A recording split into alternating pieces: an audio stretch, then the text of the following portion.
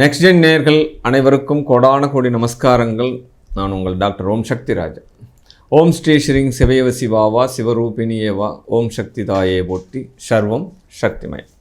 அகிலாண்ட கோடி பிரம்மாண்ட நாயகி உமையினுடைய அருளோடும் உங்களுடைய அன்பு ஆதரவோடும் குருவினுடைய அதிசாரம் வக்ரத்தை பற்றி நம்ம இப்போ பார்க்க போகிறோம்.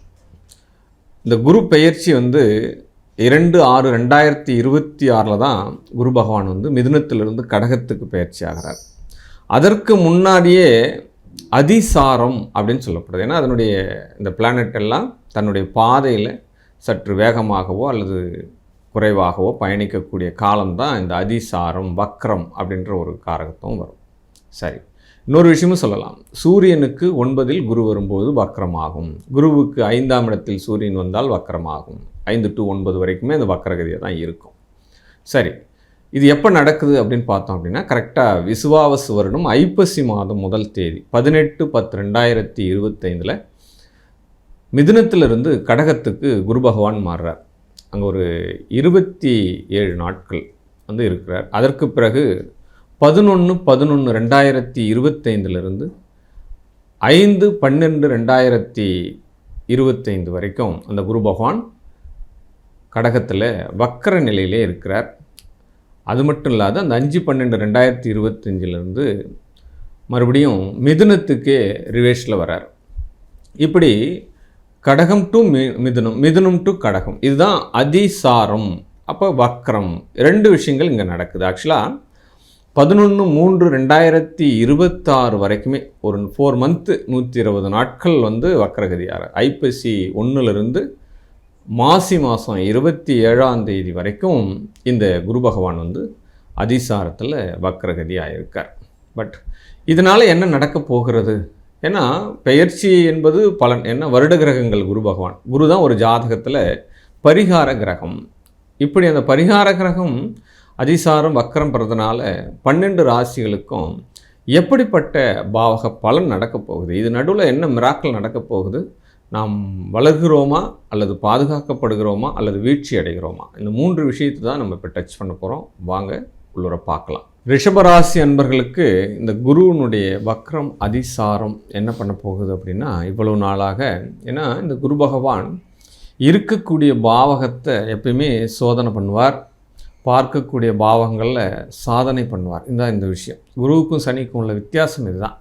இப்போ இவ்வளவு நாளாக குடும்பத்துக்குள்ளே இருக்கக்கூடிய சங்கடங்கள், நிதி சார்ந்த பொருளாதார நெருக்கடிகள், அப்போ தொழில் சார்ந்த பிரச்சனைகள், இதற்கெல்லாம் ஒரு விடிவு காலம். ஆல்ரெடி சனி பகவான் லாபஸ்தானத்தில் இருக்கிறது உங்களுக்கு உசத்தியான ஒரு பாவக அமைப்பு தான்.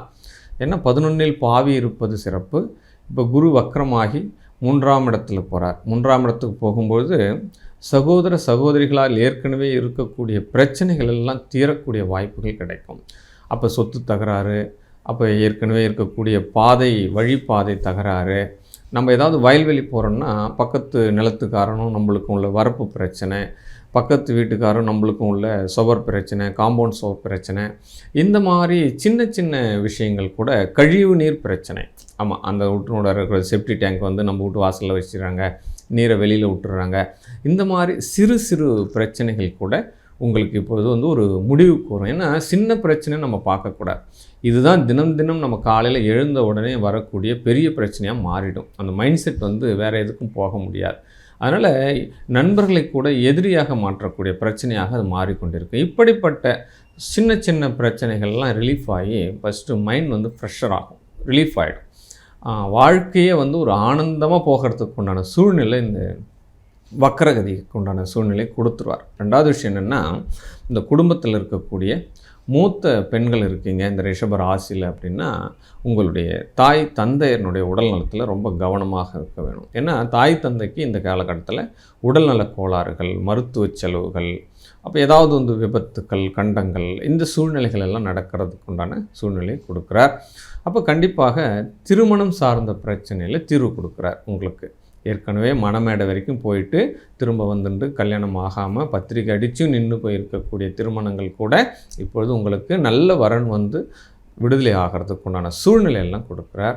அதே காலகட்டத்தில் ஏற்கனவே வம்பு வழக்கில் மாட்டின்ட்டு தேவையில்லாமல் பிரச்சனை போயிட்டு நான் எந்த வழக்குக்கும் போகலை, எந்த வம்புக்கும் போகலை, ஆனால் என்ன போயிட்டு ஒரு கேஸில் சேர்த்துட்டா எனக்கு இதுக்கு சம்மந்தமே இல்லை, வீண் பழி போடுறா, நான் நல்லா கரெக்டாக தான் இருக்கேன், தேவையில்லாமல் என்னுடைய மனைவி என் மேலே அலிகேஷன் பண்ணுறா, இப்படியெல்லாம் விதண்டாவது பழி போடுறதுக்கு இந்த மாதிரி சூழ்நிலை எல்லாம் இருக்கிறவங்களுக்கு கூட இந்த குருவினுடைய வக்கரம் என்ன பண்ண போகுதுன்னா அவங்கள வந்து ரிலீஃப் ஆக்கி விட போகிறது. அதே காலகட்டத்தில் தொழில் ஏற்றம் உண்டு அப்படின்னு சொல்லலாம். ஆனால் தொழிலில் கடன் உண்டு, அந்த விஷயத்தையும் சொல்லலாம். இப்போ நீங்கள் உயர்வதற்கு உண்டான சூழ்நிலைகள் வங்கி அணுகாதர்கிட்ட அணுகுனீங்கன்னா கண்டிப்பாக உங்களுக்கு உயர்வு கொடுக்கறதுக்கு உண்டான ஸ்மால் பிஸ்னஸ் வைக்கிறதுக்கு வணிக கடன் கிடைக்கும். இதே காலகட்டத்தில் ஏற்றுமதி இறக்குமதி பண்ணக்கூடிய விஷயங்கள், வெளிநாட்டில் முதலீடு பண்ணுறவங்க, வெளிநாடு வாழ் மக்கள் இங்கே இந்தியாவில் முதலீடு பண்ணுறவங்க, இந்த மாதிரி லாங் பிஸ்னஸ், அதாவது தொலைதூர பயணத்தில் பிஸ்னஸ் பண்ணுறவங்க, இந்த விஷயங்கள் எல்லாம் இருக்கிறவங்களுக்கு கூட ஏக பலனாக இந்த குருவினுடைய வக்கரம் அமையப்போகிறது அப்படின்னு சொல்லலாம். கண்டிப்பாக உங்களுடைய குடும்பத்தில் ஏதாவது ஒரு புது மனை வாங்குவதற்குண்டான சூழல் கிடைக்கும். ஏற்கனவே நான் வாடகை வீட்டில் இருக்கேன், புதுசாக வீடு வாங்கலான்னு பார்க்குறேன் அப்படின்னா இப்போ உங்களுடைய சுய முயற்சிகள் வந்து பலமாக இருக்கும். ஆமாம், இதெல்லாம் சின்ன ப்ராப்ளம் கூட இல்லாமல் அந்த விஷயங்கள் வாங்குவதற்குண்டான சூழ்நிலை கிடைக்கும். எல்லா வகையிலும் உங்களுக்கு உதவி கிடைக்க போகுது அப்படின்ற ஒரு விஷயம் வந்துடும். ஏற்கனவே இந்த காலகட்டத்தில் நீங்கள் சொத்துக்கள் பிரிப்பதற்குண்டான சூழ்நிலை கொஞ்சம் தவிர்க்கப்படலாம். ஏன்னா இந்த காலகட்டத்தில் சிறு நல்லா இருக்கக்கூடிய சகோதர சகோதரிகள் கூட பிரச்சனைகள் வருவதற்குண்டான சூழ்நிலை இருக்குது. இந்த 4 மந்த்துக்கு அப்புறம் நாம் ஏதாவது பங்கு பிடிக்கிறதுக்கு உண்டான சூழ்நிலைகள்லாம் இந்த காலகட்டத்தில் ரிஷப ராசினர் ஒரு ஷேர் மார்க்கெட்டில் முதலீடு பண்ணுறீங்க அப்படின்னா ரொம்ப ரொம்ப கவனம் வேண்டும்.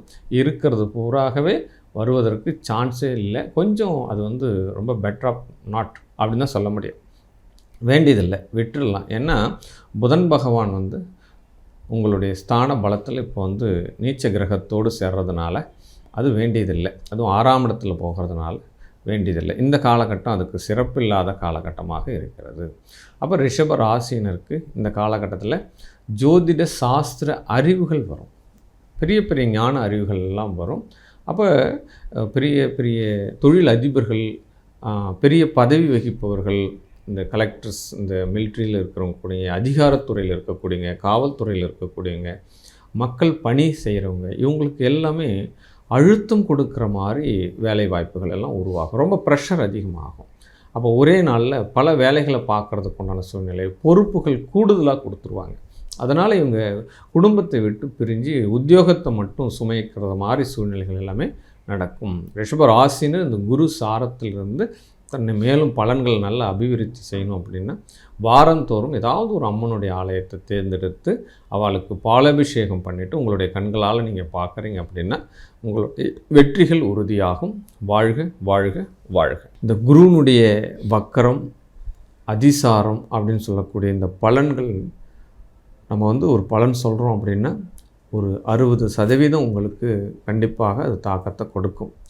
இன்னும் இந்த குருவினுடைய தொடர்பு, செவ்வாய், ராகு, சூரியன், சுக்கிரன், இந்த நவகிரகங்களுடைய தொடர்புகள் உங்கள் ஜாதகத்தில் இன்றைய கோச்சார ரீதிக்கு எப்படி சப்போர்ட் பண்ணுது, எந்த மாதிரியான பரிகாரங்களை செய்தால் என்னுடைய வாழ்க்கையில் கண்டிப்பாக உயர்வுகள் பெறலாம் அப்படின்ற பல கேள்விகளுக்கு உங்களுக்கு பதில் கிடைக்கணும் அப்படின்னா என்னுடைய தனிப்பட்ட வாட்ஸ்அப் குழுவுக்கு தொடர்பு கொண்டு உங்களுடைய சுய ஜாதகங்களை அனுப்பி கட்டணம் செலுத்தி உங்களுடைய ஜாதகங்களை பார்த்துட்டு உங்களுடைய வாழ்க்கையை வெற்றி பெற்று கொள்ளுங்கள். வாழ்க வாழ்க வாழ்க. சர்வம் சக்திமயம்.